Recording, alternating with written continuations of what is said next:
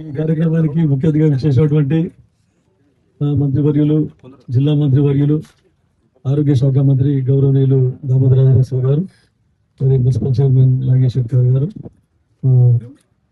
ఉమాహారతి గారు, మన sub collector గారు, మరి స్థానిక సర్పంచ్ కృష్ణ గారు, లైబ్రరీ చైర్మన్ అంజన గారు, తర్వాత సర్దార్ రాథోడ్ గారు, ఇక్కడికి వచ్చినటువంటి అందరు సర్పంచ్లకు, గ్రామాల నుంచి వచ్చినటువంటి పెద్దలకు, ప్రతి ఒక్కరికి, సోదరుడు చంద్రశేఖర్ రెడ్డి గారికి, తర్వాత డిఎస్పీ వెంకటరెడ్డి గారికి, పోలీసు సిబ్బందికి, అందరికీ ప్రతి ఒక్కరికి కూడా నాకు నమస్కారం. మొన్ననే మీరు చూసారు, మీరు వాచతాండకు రోడ్ వేసుకున్నావా లేదా? మొన్ననే వేసేసుకున్నాం. మళ్ళీ తొందరగా డాంబర్ రోడ్ కూడా అయిపోతుంది. తర్వాత ధర్మనాయక తాండకు కూడా రోడ్ వేసుకున్నాం. ముక్కు తాండకి వెళ్ళి అది మొత్తం అయిపోయింది. మళ్ళీ డాంబర్ అవుతుంది. ఇప్పుడు డాంబర్ వర్షం పడితే డాంబర్ చేస్తలేరు. ఇదంతా కాంగ్రెస్ ప్రభుత్వం వల్ల, ఇదంతా కృషి కాంగ్రెస్ ప్రభుత్వం వల్ల.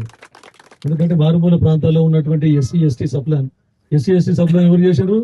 దామోదర్ రాజనరసింహ గారు కుమార్ ఉన్నప్పుడు బిల్ పాస్ చేసిన అసెంబ్లీలో. అందుకే మనకు ఫండ్స్ వస్తున్నాయి ఇప్పుడు. లేకుంటే ఈ ఫండ్స్ అన్ని కేసీఆర్ మొత్తం కాళేశ్వరం తరలించాడు. తర్వాత ఈ లైబ్రరీ గురించి ఎప్పటి నుంచో ఈ మారుమూల ప్రాంతంలో ఒక లైబ్రరీ ఉండాలి, అన్ని మండల హెడ్ క్వార్టర్ లైబ్రరీ ఉండాలనే ఉద్దేశంతో ప్లేస్ కూడా ఇక్కడ చూడడం జరిగింది. అదే కాకుండా ఇక్కడ ఉన్న అధికారులు వస్తే, ఇన్స్పెక్షన్కి వస్తే ఇక్కడ ఉండడానికి ఎక్కడ కూడా ఒక గెస్ట్ హౌస్ లేదు అనే ఉద్దేశంతో ఇక్కడ ఆర్ఎండ్బి ద్వారా ఒక గెస్ట్ హౌస్ కూడా త్వరలో దానికి కూడా జీవో వస్తుంది. అది కూడా మనం ఫౌండేషన్ పెట్టుకుంటారు.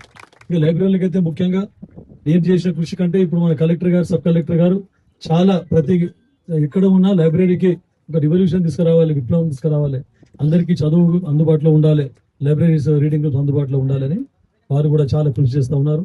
ఎన్జిఓ ఫండ్స్ కానీ, సిఎస్ఆర్ ఫండ్స్ కానీ లైబ్రరీలకు, స్కూల్స్ కి అన్నిటికీ కేటాయించడం జరుగుతూ ఉంది. దాంట్లో మా చైర్మన్ గారు అడగగానే వాళ్ళ రియాజ్ గారు ఎప్పటి నుంచో మనకు పరిచయం ఉంది. అయితే ఆయన కూడా 50 లక్షలు దీనికి పెట్టిండ్రు. నారాయణకి వెళ్ళా మనం ఫస్ట్ వాళ్ళు హరీష్ రావు గారు రిబ్బన్ కట్ చేసి పోయారు.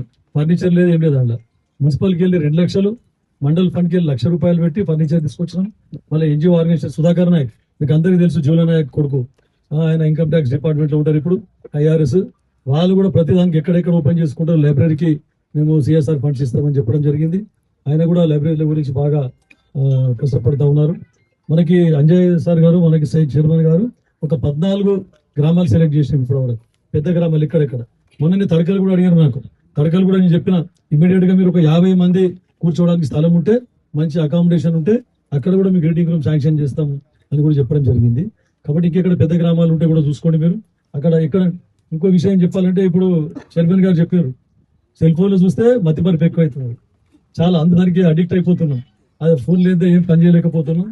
ఎప్పుడు ఎక్కడికి మనము కనీసం అంటే ఒక 20-30 నంబర్లు, ఫోన్ నంబర్లు టక నోటికి చెప్పేస్తున్నాం. ఇప్పుడు నంబర్ అనగానే చూసి మళ్ళీ ఫోన్ చూసిన దాకా నంబర్ చెప్పడానికి వస్తుంది. కరెక్టా కాదా? అందుకే సెల్ ఫోన్ లెక్క వాడకండి. ఇంకోటి ఈ బుక్స్ అవన్నీ వచ్చినాయి. మనకు అవసరం ఉన్న సబ్జెక్ట్ ఇంటర్నెట్ లో తీసుకొని మనం గూగుల్లో సబ్జెక్ట్ వెతుక్కొని చదువుకుంటే సరిపోతుంది. ఊరికే దాని మీద ఇంకోటి మీరు ఈ బుక్ లో చదివి చూడండి, మనం టెక్స్ట్ బుక్ లో చదివి చూడండి. టెక్స్ట్ బుక్ లో చదివింది ఖచ్చితంగా 100% రాసేటప్పుడు బాగా గుర్తుంటది, మైండ్ లో ఫిక్స్ అయిపోతుంది. ఈ బుక్ చదివితే, సెల్ ఫోన్ లో బుక్ చదివితే అప్పుడు పూర్తిగా గుర్తుంటది, తర్వాత మనం మర్చిపోతాం. సార్ అదే చాలా సంతోషం. ఇక్కడ సార్ తమరు కూడా ఆర్ఎండ్బి గెస్ట్ హౌస్ గురించి కోమటిరెడ్డి వెంకటరెడ్డి గారికి చెప్పి త్వరలో జీవో వచ్చినట్టు కృషి చేయండి. తర్వాత సార్ చేతుల మీద మనము యంగ్ ఇండియా ఇంటిగ్రేటెడ్ స్కూల్ కూడా మనం అక్కడ ఫౌండేషన్ చేసుకోవడం జరిగింది. అక్కడ వర్క్ స్టార్ట్ చేశారు. సార్ని ఇన్స్పెక్షన్ తీసుకొని పోదాం, వచ్చే సంవత్సరం వరకు అడ్మిషన్స్ ఇస్తామని చెప్పిన వాళ్ళు. అయితే సార్ని తీసుకపోతే కొంచెం భయం ఉంటుంది, తొందరగా పని చేస్తారని అనుకున్నా. కానీ సార్కు డైరెక్ట్గా పోతామంటున్నారు, టైం లేనందువల్ల. అయితే ఒకటే రిక్వెస్ట్ సార్కి ఏంటంటే, సార్ ఇక్కడ కంటి మండలంలో మనకు హై స్కూల్స్ 2 ఉన్నాయి సార్. కంటి ఒకటి, తడకలు ఒకటి. తర్వాత మేము ఆల్రెడీ ప్రతిపాదనలు పెట్టడం జరిగింది.